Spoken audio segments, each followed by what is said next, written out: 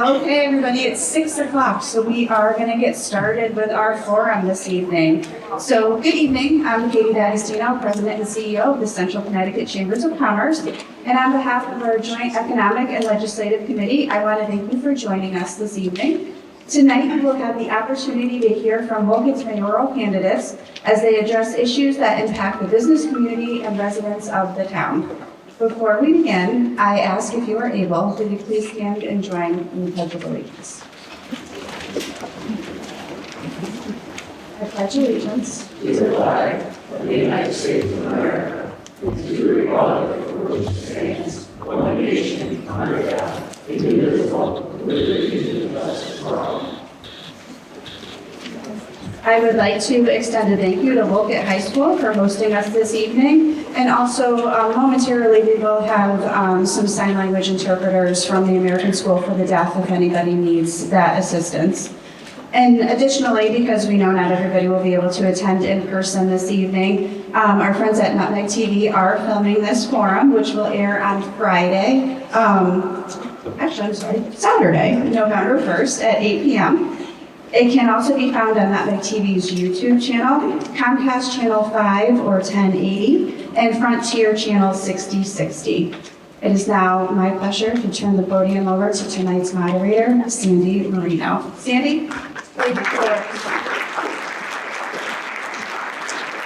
thank you, Katie. So we're going to get started by flipping the official New York quarter, 2001 New York quarter, to find out heads or tails. You want me to flip? Yes, Oh my goodness. Yes. I'll let the mayor call. Come in here.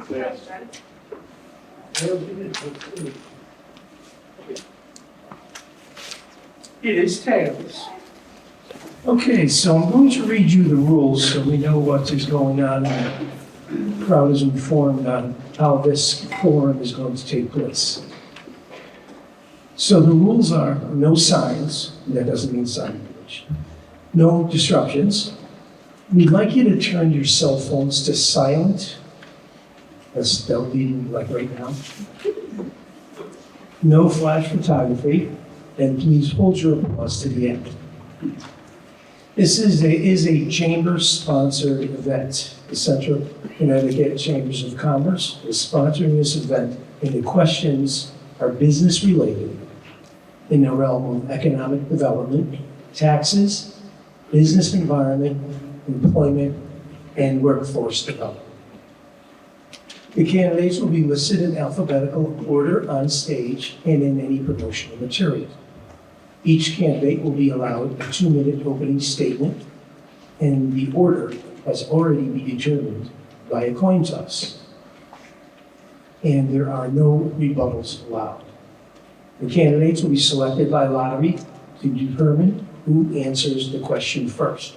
After the first question, the other candidate will answer first for the second question, and so forth. The format is as follows. Candidate 1 will have 2 minutes to answer the question. Candidate 2 will have 2 minutes to answer the question. Candidate 1 will now have 30 seconds to offer a rebuttal, which can be declined. Each candidate will be allowed a 2-minute closing statement. In order will be automatically reversed from the opening statement, and no rebuttals are allowed. We will be holding a strict timetable for responses. The ladies in front here doing a great job doing their timetable. And the chamber apologizes in advance if we exceed the timeline. But you will be told if the time is up, and we will move on to the next question. Neither candidate has had a chance to see the questions. They were not provided in advance. And as Katie mentioned, Nutmeg TV is rebroadcasting this prior to Election Day. The American School for the Deaf will provide ASL interpreters for the evening. Okay, does everybody understand the format? I don't hear you. Okay, great. Okay, so as according to the time, the coin flip, there you're up for your opening statement. Thank you, and good evening, and thank you, Katie, and thank you to the Chamber for hosting tonight's forum. Thank you, Sandy Marino, for moderating. And I'd like to thank everyone for coming out tonight and listening and getting informed on our economic development, our workforce development, our taxes, and our business environment. But more importantly, I'd like to talk about what my administration has done, beginning with year one. We were able to remove a Superfund site declaration that was stifling so many businesses in the industrial area for far too long.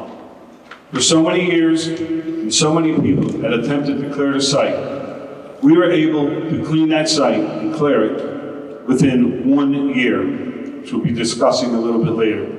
And now moving to taxes and our mill rate, we believe our administration has kept this town very affordable. But more importantly, during the financial crisis of the 2008-2009-10 era, we were able to leave the mill rate at 0 for 3 years in a row during that awful crisis, helping every single one of us. And then we were hit with the COVID, with the pandemic. We stood side by side with our businesses, whether it be bringing them supplies for their employees to keep them safe, keeping them, their doors open, keeping them in business, which we'll talk a little bit more. And then, to present time, we'll be welcoming in new employers, new companies coming in, factories being sold, buildings being built, workforce coming in, and throughout all the years I just talked about, whether it be a medical facility being built, plazas on Meriden Road being built and filled, plazas on Wolcott Road being built and filled like Chris Permit here, being built and filled. We have done everything we could to help our business grow up. Thank you. Thank you, Mayor. Your opening statement, Mr. D'Angelo. Thank you. First of all, residents, thank you for being here tonight. Thank you to the Greater Chamber of Commerce, Greater Connecticut Chamber of Commerce. Thank you, Sandy, for being the moderator. I wanted to just reach out to my daughter Samantha, my daughter Gabriella, and my son-in-law Brian, who mean the world to me. You know, deciding to run for office, especially this level of office in your hometown, it wasn't an easy decision. It has been something I've been thinking about for a long time, but I had no idea how personally rewarding it would be. And it has never been an adversarial process. It has been, to the best of my ability, positive and upbeat. I have a lot of respect for Tom Dunn. I have a lot of respect for the office of the mayor. His family has given a lot to this community. So it's never been about negativity or adversarial relationships. It's really going to be an election on Tuesday, in my opinion, about two things: the past and the future. I think the mayor's record for the last 22 years is very clear. I think when the people go into the booth, they will have a clear understanding of what the last 22 years were like and what the next 2 or 4 years would be like under his administration. I don't think, through any fault of his own, that he could get up every morning with the same amount of energy and vigor that a new person would have, especially a person like myself. I have things that I really want to do. We'll talk about them tonight. I think when you drive through parts of our town, you know, we can think about this with two sides of our brain, and both could be correct. We can see things that need to change, and we can see things that need updating, but we can still have a love and appreciation for a great small town and not want to change that. So it's okay to look at the things that we want to fix or change or make better, because that's what elections, that's what governing is supposed to be about. Okay, thank you, candidates, for your opening statements and respectful opening statements. So I did want to remind the audience to keep an open mind, open ears, and listen to the information that's being provided and form your own opinions as we move forward. Okay, so our first question, Mr. D'Angelo, are you ready to answer? You have 2 minutes. Yes. That's a good answer. One of the most important roles of the mayor is to effectively and efficiently manage the town's and taxpayers' money in a fiscally responsible manner. What is your definition of being fiscally responsible? In 2 minutes. fiscally responsible with the taxpayers' money, and I think it's a great question. I would be committed to spending every single dollar with what I think is in the best interest of the taxpayers. And, you know, we have to start looking at our budget not as what department heads want. We need to start looking at it as what department heads need to provide the level of services that we've been getting. As I crisscross this town over the last 4 or 5 months, one thing I've heard is, as the taxes are increasing, there's no return on investment. Yes, they get their road, we get our roads plowed, we get our garbage picked up, we get good police and good fire service, obviously. But if you absent those things, what are we getting for paying more and more each year? And I think that's why we're going to talk about some of the things we're going to talk about tonight, whether it's the Woodtick Rec Center, whether it's fixing roads and bridges and schools, and using our budget money to do that and not bonding. It's, you know, a few years ago, we had a decision with the town council looked at buying a new truck. And they debated it for a long, long time. In the end, the department head wanted a brand new roll-off truck. So that's what he got. And the excuse was, well, there wasn't one on the used market. And there wasn't one. There was 46 on the used market. So those are the kinds of things that before we decide what department heads are going to get as far as brand new equipment or things like that, they have to be a necessity. We have to stop the ever-rising tide of the taxes going up every single year as they have for the last 3 or 4 years. Thank you, Mr. D'Angelo. Mayor, I'll repeat the question for you. One of the most important roles of the mayor is to effectively and efficiently manage the taxpayers' money in a fiscally responsible manner. What is your definition of being fiscally responsible? Being fiscally responsible is following the guidelines in the charter of the town of Wolcott. And when you inherit 2 pages of findings when the audits were done, we had to fix that. And now, for over the past 20 years, out of the 22 years, the auditors find 0 findings on anything wrong in the town. And that's having a good financial team and working with the department heads in our town. And we don't give them what they want. We talk about what they need, and you could ask the department heads yourself. You've been sitting with them out there. We have done a great job with that. We have done a great job with keeping our budgets and keeping our taxes. And you could say the last 1 or 2 years. You have to look at it over all the years. And the average for my budget that I put together for the past 22 years had an average increase of 2.25%, budget that the mayor is responsible for.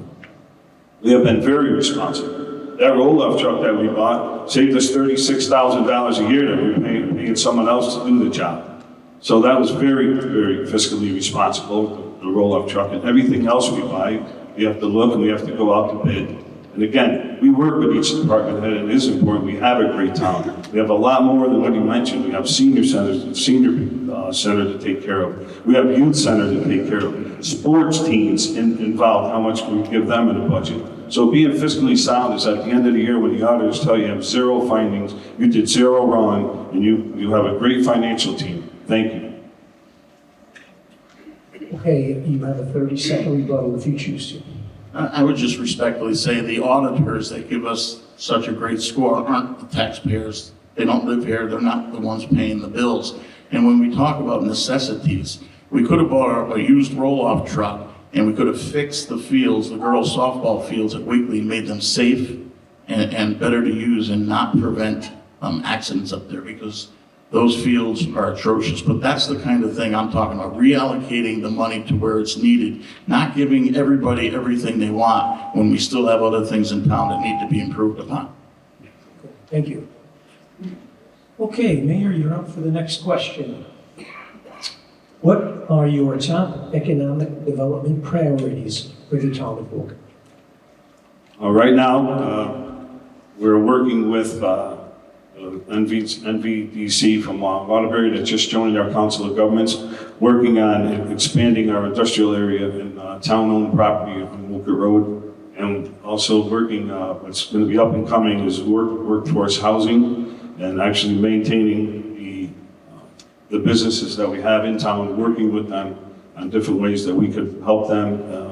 And again, just making sure that we can bring business in, working with them. As you see, we have the new companies coming in, buildings being sold. Bowling Alleys was just purchased, going to be an entertainment arena in there. You have New Cap or Amstro that was sold, bringing in a steel company there. So we'll be working with that, adding to our tax base. So working very, very hard with bringing in expanding the industrial area is very important to us. Thank you. Thank you. Mr. D'Angelo, I will repeat the question.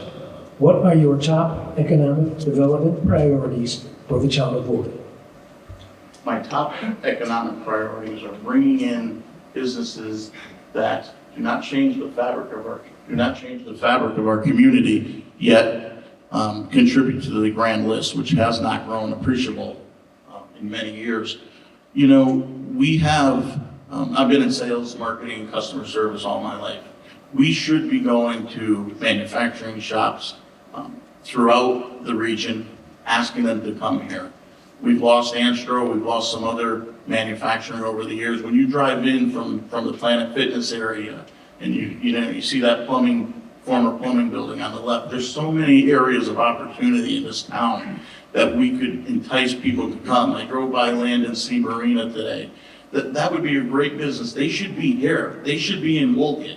And, you know, I don't know the mayor's schedule. I don't know, I gotta be honest, I don't know what's involved, how many hours a day, but I could tell you every spare hour of my week would be spent in other communities trying to entice businesses to come here, businesses that fit within the fabric of our community. I'm not suggesting Walmart or Amazon Prime or anything like that, and we have some golden opportunity too with the Wolcott Rec Center that's just sitting there vacant. Why can't that be an area that our townspeople want to go to on a daily basis, want to utilize? Why can't there be a hall there that people can rent, that birthday parties on the water? We have stag parties, we have, you know, down below, and it's always crowded. There's so many opportunities here in Wolcott, and I would get up every day and work on those things because I think we could do better. You know, this isn't a question of whether the mayor has done good or bad over the last 22 years. This is a question of whether we can do better. And if that's how we're going to judge every election by, well, he hasn't done that bad, or he's done good, or he's been stable, then we're not going to grow. We should be waking up every morning and wanting to make this town better, just like we want to make things better for ourselves and our family. And that's what I would do. Thank you, sir. Mayor, you're off with 30-second rebuttal. Well, again, we do meet with companies. We meet with companies all the time. You have other companies coming in. The Amstro building, the New Cap building was bought from a company out in Bridgeport. We're moving into Wolcott. We're moving manufacturing in. People that just bought the bowling alleys, renovating that, are coming in from Groton. Just talked to them last night. They talked about how they met people here, how friendly it is, and how welcome they were to come in here. So we are talking about that. You can't force people to come into the town and manufacture. We don't have a lot of buildings that are available. We try to work with people coming in, and we don't have the right building for them. Thank you. Okay, we're moving right along here, coming down to our third question. Let's see, I left off with Mr. D'Angelo first. You second? Mr. D'Angelo? There is only one rebuttal. Yes. So, Mr. D'Angelo, this is your question initially. Of the key responsibilities of the mayor is marketing Wolcott to our residents and businesses interested in opening or relocating to Wolcott. What are, in your opinion, the benefits of Wolcott? I think the benefits of Wolcott are a couple of things. Number one, I think, believe it or not, I think it's a benefit that we're not super close to 84 and Route 8. It takes, it takes 15 minutes to get to Route 8 and 84, and I don't necessarily think that's a bad thing. I think that's a good thing. I think one of the other benefits is our people. I think we have a good workforce here. I know we have a great education system, and we prepare our kids very, very well for the next level of education. I think one thing we can improve on in that area is preparing our students that aren't going to college to make sure that they know that there's, and I wish I knew it. I wish when I was in high school, I had more people talking to me about the opportunities that lie ahead of me that weren't college-based, because there were a ton of them, and there's a ton of them here in Wolcott. But I think our people, I think you know, the fact that we're not so close to the highway and we're not inundated with traffic. I think we have a great fabric here in the community. I think we welcome small businesses. I think we do a great job. We see them posted all the time, you know, the ribbon cuttings. But then we also see the closings as well. It's what happens between the ribbon cuttings and the closure of those small businesses. What goes on between them? Are we cheerleaders for them? Are we helping them? Do we stop at those businesses every once in a while and say, how are things going? What can the town do better for you? What can we do to help you grow? I don't see those kind of conversations. Maybe they're happening, maybe they're not. But again, I would say our people, our open space, the walking trail, there's a whole bunch of reasons to come to Wolcott. But just in quick rebuttal to what the mayor said, you know, we've got to get out there and ask them and entice them to come. It's not going to happen. It's not going to happen by accident. And we can do a better job, at least in my opinion. Okay, Mayor, I'll repeat the question for you. One of the key responsibilities of the mayor is marketing Wolcott to our residents and businesses interested in opening or relocating to Wolcott. What are the benefits of Wolcott? I think we have that small town charm. I think we have that good feeling. People who come here, I mean, all the businesses that we do talk to, they choose, they look around, and they choose Wolcott because of our schools. And I would say the mayor.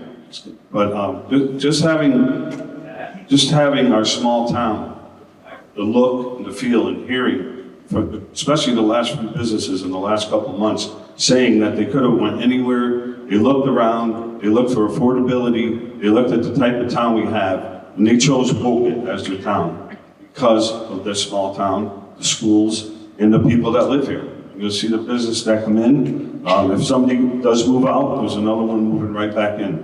And it's because of the type of town that we have built. Mr. D'Angelo, you do have a 30-minute rebuttal. 30 seconds. On that, I just agree. Incorrect. Sorry? 30 seconds. On that, I do agree with the mayor. There's a lot of small businesses that move in, and he's right, they do move out. And it's the why. Why do they move out? Why are they not supported? Is it that our community doesn't support them? Is it that the administration doesn't support them? Is it, you know, what is it? I think we need to ask the questions, quite frankly. Got a rebuttal on that? You got a rebuttal on that? One rebuttal for the question. Keep the order in place. So our fourth question is presented to the mayor initially. Businesses desire a safe and secure city for their employees and customers. What is the current state of public safety in Wolcott, and how do you plan to make improvements? I think our town of Wolcott is very safe. I think that's one of, I think we're second to none in our first responders. I think our police department is at full force right now. They're trained. There's a lot of training that comes down that is mandated. We are up to par with that. I think if you look at our ambulance service, with a full-time ambulance service, know our public is safe there. Our fire department, volunteer fire department, we have 3 of them. We have probably the most volunteer firemen in the state of Connecticut. As you can see that in the news, many departments are failing, they're closing. With our town, I think with the training we have and how we work with our schools, very close with our schools in the training, I think with the town of Wolcott and what we give our police departments and our first responders is, again, what they need. More importantly, when we go through the budget, is to stay up to date. Make sure that they have what they need. We're the first ones with body cameras in the state of Connecticut. Many times we're being first with anything that goes on with safety. That's one thing that's key to us. We meet all the time, we talk about it. And right now, I think our town of Wolcott is with a full police force, full-time ambulance, and second to none volunteer fire department. We are very safe in the town of Wolcott. Thank you. And Mr. D'Angelo, I will repeat the question. Businesses desire a safe and secure city for the employees and customers. What is the current state of public safety in Wolcott, and how do you plan to make improvements? I don't think this is an area where I vehemently disagree with the mayor. I think we do have a safe, small town, and I think, it's largely in part to our police department, our fire department, our EMS that do an exceptional job. We've had, 4 or 5 break-ins in businesses over the last 2 or 3 months. We've had the situation at the gun store on Wolcott Road. I don't think those situations are by any means brought on by the administration. Obviously, they happen all over in communities all around the country, and our police force reacts quickly and usually gets their suspects very quickly. One area that I will focus on as mayor is traffic and traffic safety. We have given up all over the country, not just in Wolcott, but we have given up on enforcing our traffic laws. And when you drive through Southington and Cheshire, you know darn well that you better watch your speed. Because if you go 7 or 8 or 10 miles an hour over the speed limit in those towns, you're getting pulled over. Wolcott and other towns, and not just Wolcott, but other towns around the country have given up. And as a result, people drive like this is the Wild West. And I don't know how that affects business, but I know how it affects the residents. And I know how unsafe it is. And I will work with the patrol officers and with the chief to do everything we can to improve that perception. And it's not even the reality that we're weak on those guys, because I don't think our police force is weak on them. But there's a perception that you could do whatever you want, you could drive any way you want, and you could put our residents in danger anytime you want with your vehicle. And that's not going to happen under my administration.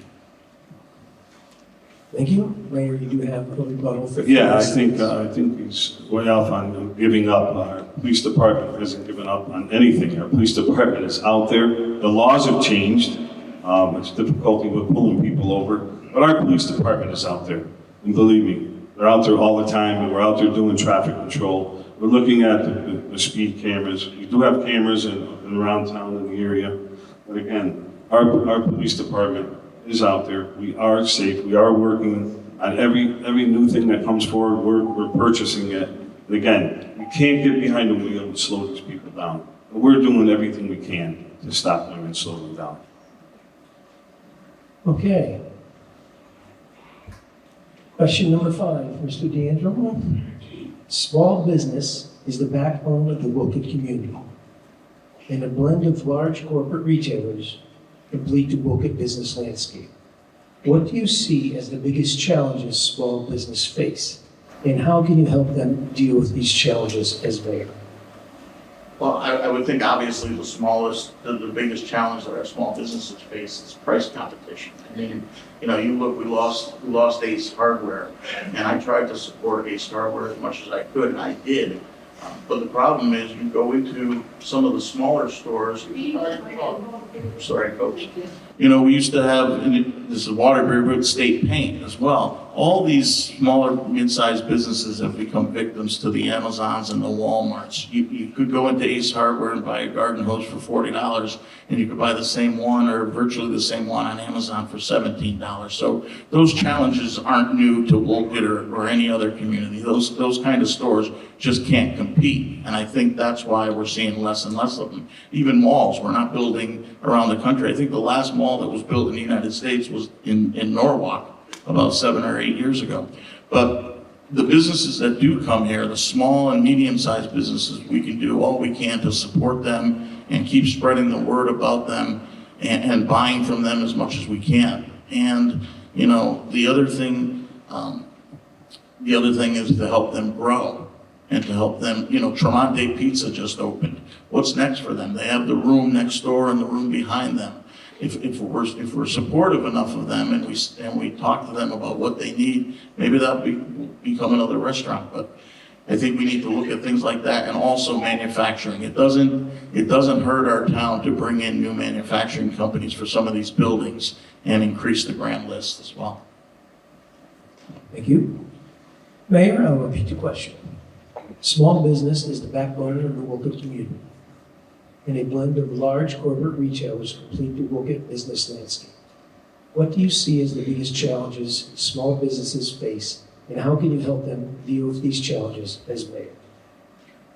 As mayor, the challenges that they face are when the economy shifts and changes, which is out of our control. But if it's a unique business, I can tell you that our community supports all the businesses. They are out there. And if a business does go out, it's not because the town or the mayor did not support it.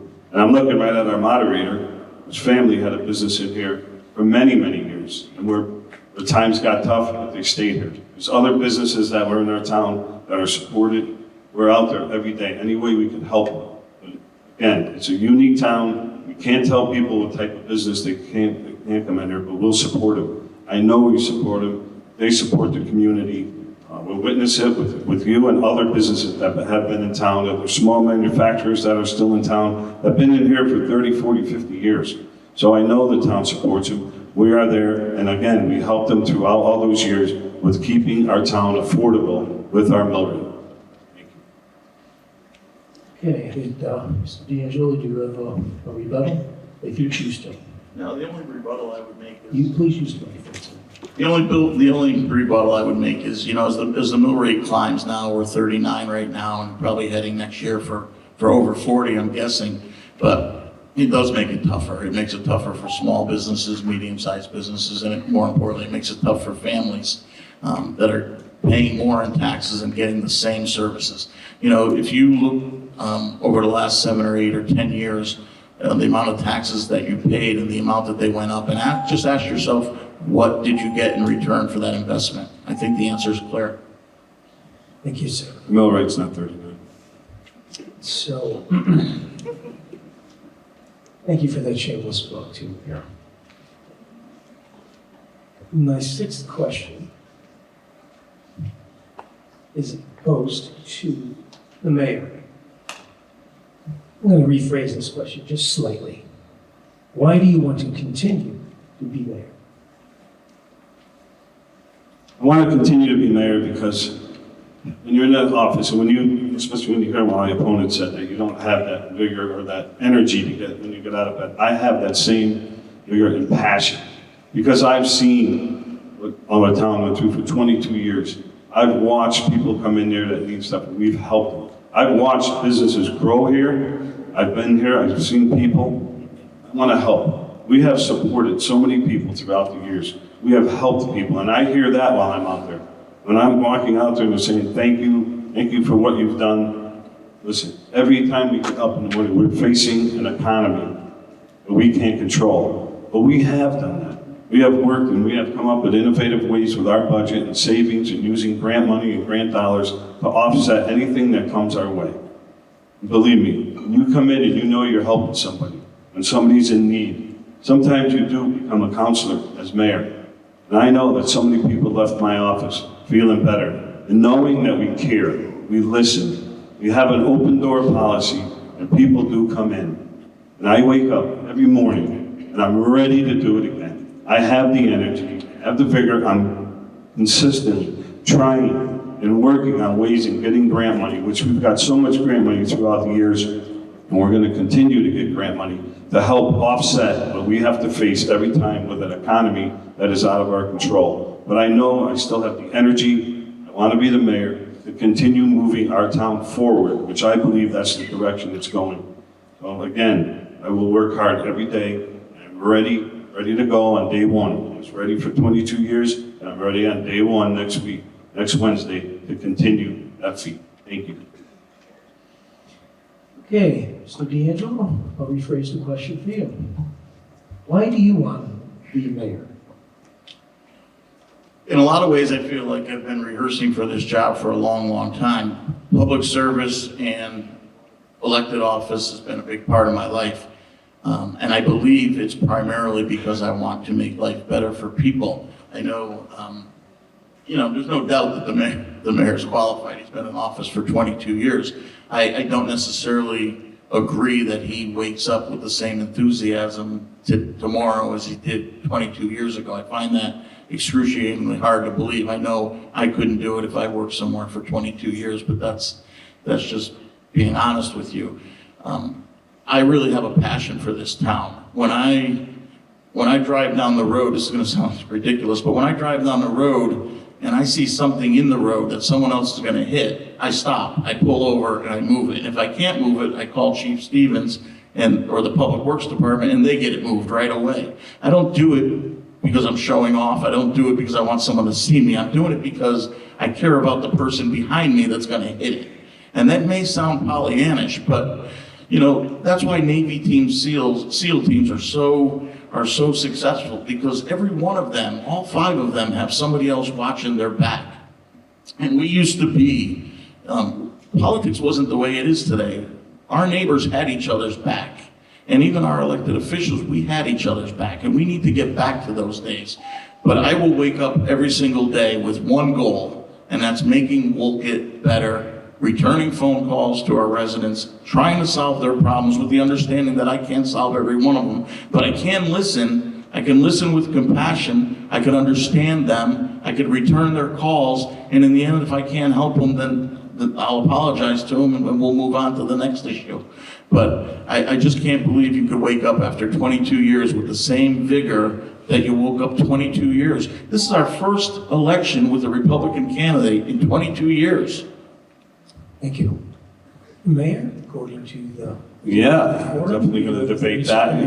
I'm sure everybody will be with me. That is my age, but yeah, you might wake up with a little pain here or there, but you're still walking out the door with the same energy. Your mind is still moving in the same direction. You have a job to do. And we have done that for 22 years. And that is not going to stop. It's not going to stop next Wednesday when I wake up and I'm the mayor. It's going to continue to go. And believe me, we have something in common because I always stop, move a garbage pail out of the road. I'm not afraid. I don't look at it as I'm the mayor. I can't do that. And you can tell people. But one time I called a couple of weeks ago when I saw a garbage pail. Somebody had asked to pick up garbage.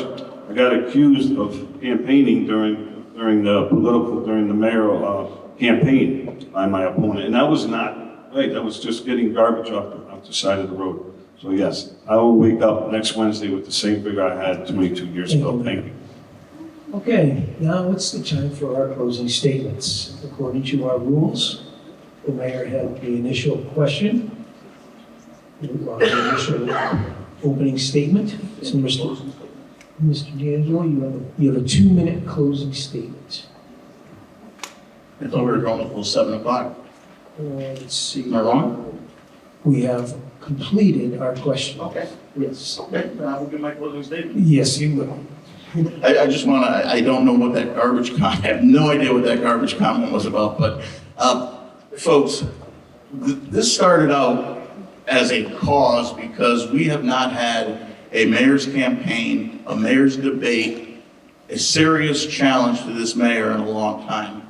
And I shouldn't even say to this mayor, but to our mayor in a long time. People have not had the opportunity to listen to other candidates for whatever reason.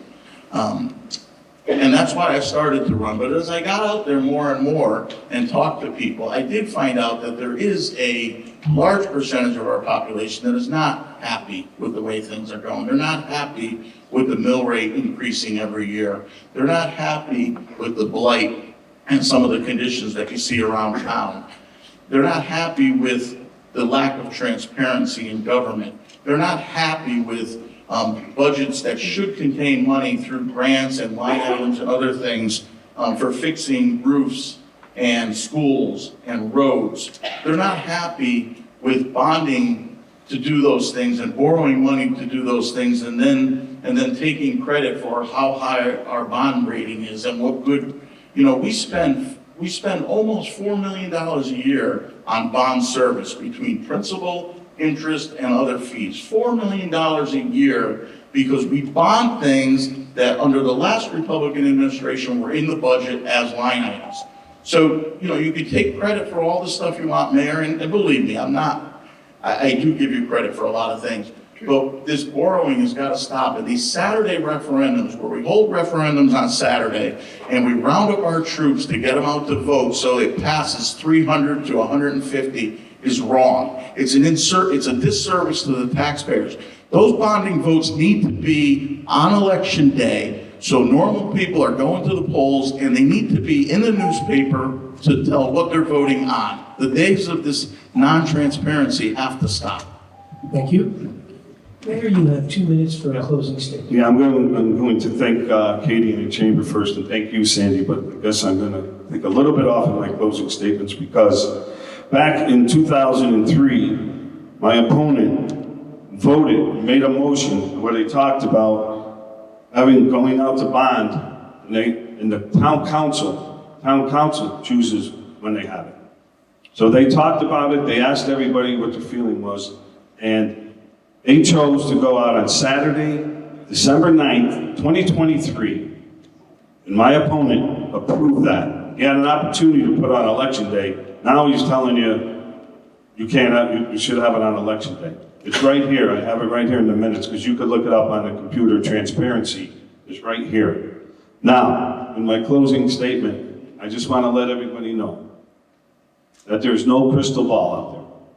I never had a crystal ball in front of me, but I'll tell you, you have to be ready and you have to be prepared for anything and everything that comes at you. Whether it be a financial crisis, whether it be a pandemic, whether the economy shifts the wrong way, in a bad way, but more importantly, you have to have the right people in place. You have to have a good team around you. What we talked about tonight, what we've done in the 22 years, I have that team. We've already proved that we can get through the toughest times. We have done that, and we are ready to do it again. We will be ready next Wednesday, full of energy and ready to go again to get through even the tougher times. So when you go out and vote on November 4th, please vote with confidence, vote what is proven. Vote Tom Dunn, row C. God bless all of you. And God bless our veterans, God bless our armed forces, and God bless the United States of America. Thank you. I just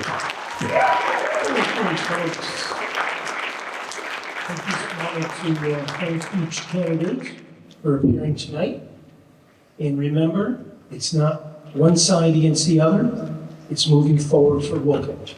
We always have to move forward, and I believe both candidates will provide a vision forward. And I just wanted, before we close, just grab your tickets for the 50-50 raffle.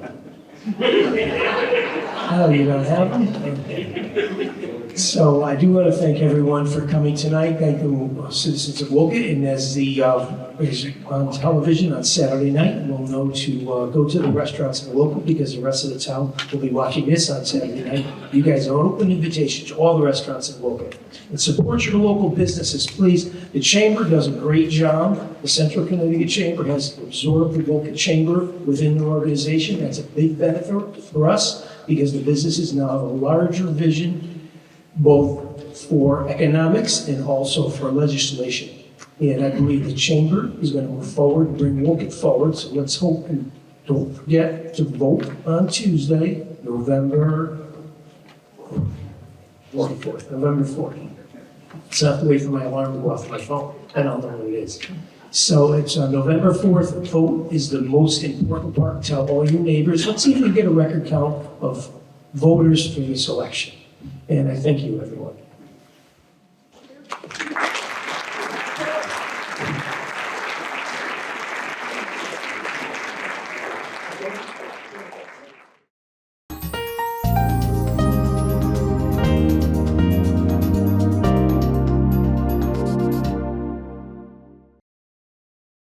Hey there, Dr. Rich from Nutmeg TV. Convert your old tapes, slides, films, and photos to digital or DVD. Makes a great gift from Santa for as low as $9.99. Call 860-321-7405 or visit nutmegtv.com. Mention promo code Santa and get 20% off.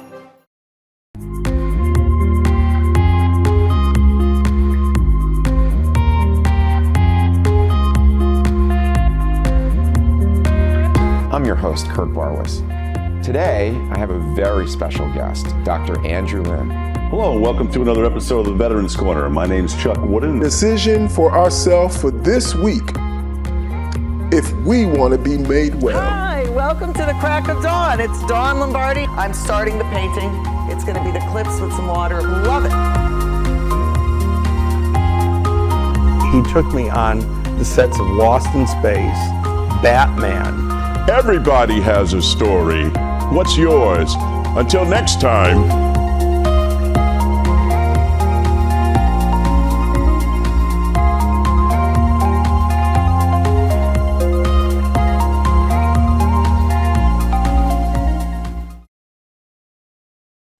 When we think of an iconic New England town green, we think of the place where people got together and maybe heard some music, heard someone give a speech, maybe get an award. Times have changed, but the digital town green still brings all those stories, all those voices back to a central location. Nutmeg TV has been providing community television for over 30 years. We provide great facilities and training and equipment to allow anyone to come in and produce TV programming for the community. Whether you're a college student looking to get into this industry or a senior citizen looking to learn a new skill set, we've made our equipment accessible to anybody. Nutmeg TV is a family, and we embrace diversity, and we work with folks from all walks of life. And it's our job to make these studios available for anyone to use. We educate folks in how to do TV production, podcasting, etc., and so they can go on to other careers in the TV business. Nutmeg TV is really blessed to have a great group of folks who work here. We have a culture at Nutmeg TV that is set from the moment you walk in the door for positivity all day long. Each and every day, we are affecting the community in which we live. We needed some studio upgrades, and we were able to get a grant with the state of Connecticut, but we needed that extra bit of cash in order to get over the hump. As you know, technology is very costly, and we needed to do that. And Ion Bank believed in us. They believed in us. They believed in the project. They came down, they took a look at what we needed, and they said, you know what, we can help get you the rest of the way. As a result of Ion Bank's financial help, we've been able to help others move on in a field that's difficult to get experience in. It's very important when you're a business that works in the community and for the community that you're working with partners who understand who you are. And Ion Bank does that. They walk with us every day. Community is important, and Ion gets community, and they get Nutmeg TV. It's community banking at its best.